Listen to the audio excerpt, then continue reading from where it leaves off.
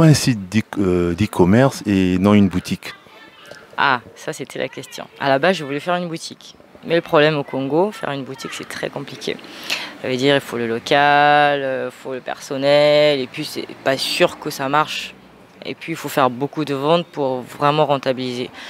Et je me suis dit, et en plus même si tu fais une boutique, les tarifs c'est pas les mêmes. Parce que en fait, il faut que tu rentres dans tes fonds, donc dans ton local, tout ce que tu as investi, il faut que tu le récupères sur les articles que tu vas vendre. Et je me suis dit, si je fais un site en ligne, j'ai pas de local à payer, j'ai pas de personnel à payer. Et dans ce cas, je peux avoir des articles à moindre coût et accessibles à tout le monde. Comme ça, je suis sûre que ça peut marcher.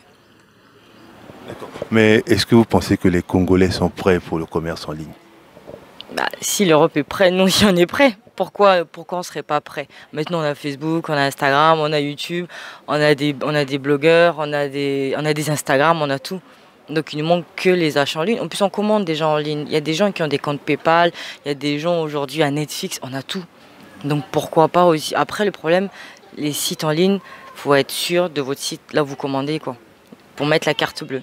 En fait, je crois que c'est ce côté-là qui bloque un peu la sécurité au niveau règlement, comment faire pour payer. Aujourd'hui, on a des cartes bleues, hein.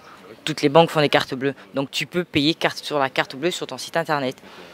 Donc maintenant, le problème, c'est juste être sûr. Donc je pense que oui, parce qu'on achète déjà sur les sites en France. Les Congolais, ils commandent sur les sites en France, sur Amazon, tout le monde les connaît.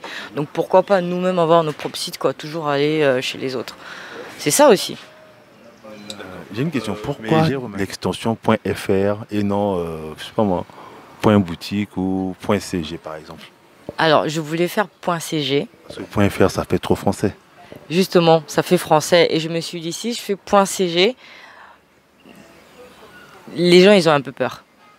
Ils se disent un site, .congo, ça fait un peu peur.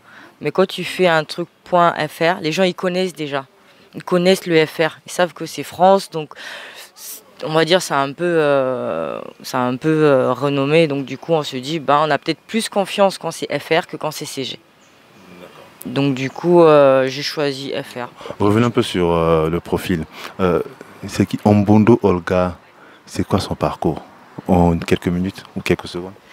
Alors mon parcours, maman de 3 enfants, je commençais à travailler dans une agence de voyage ici au Congo.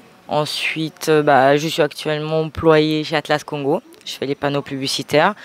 Et voilà, et je voulais faire un truc à moi. Je voulais faire mon business, comme tout le monde, hein, comme on est entrepreneur. Il y a des entrepreneurs qui aiment bien, qui ont ce leadership, qui ont envie, qui ont besoin de créer quelque chose. Et moi, j'avais besoin de... Et je me suis dit, pourquoi pas essayer?